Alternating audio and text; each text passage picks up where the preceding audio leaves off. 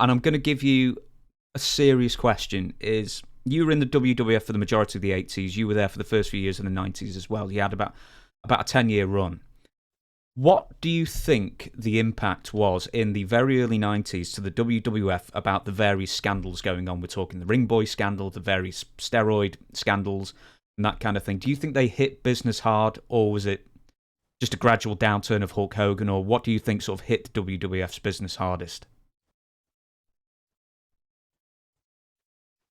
Well, I don't know. You used to hear that wrestling was bulletproof.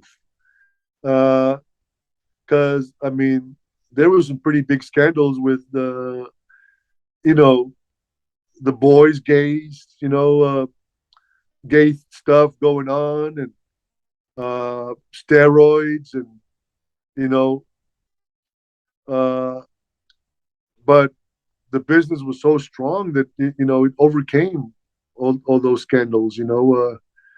Vince just kept moving on. He he's a brilliant man. There's no doubt about that.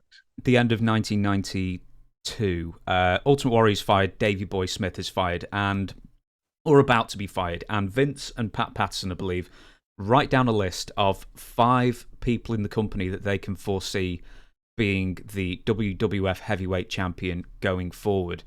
When did you find out that your name was on that list? I never knew that my name was on the list. Uh, I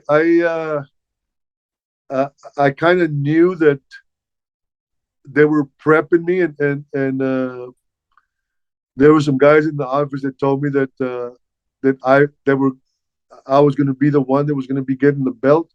When I beat the Undertaker in Barcelona, Spain, I knew that there was something big coming up for me.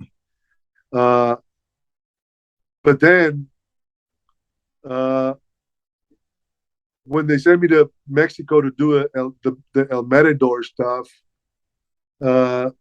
which I never was really too crazy. I would have been crazy about it if they would have pushed it, but Vince told me he was going to give me a big push, and he never did. But I thought he was when he had me go over the Undertaker. I mean, it was the first match in Barcelona, Spain, in the stadium that they had the basketball Olympics. I was the main event against the Undertaker, totally sold out. They came back a couple months later with Bret as the main event. I was in the middle of the card, and they were going Bret's way already. That's when they decided he might have been the champion already. The house dropped in half. When Bret was the main event. So I think Vince found out that, like, Patterson kept telling me, we're going to go to Mexico, we're going to go to South America, we're going to go into Central America, we're going to go to Spain, and all that fell through.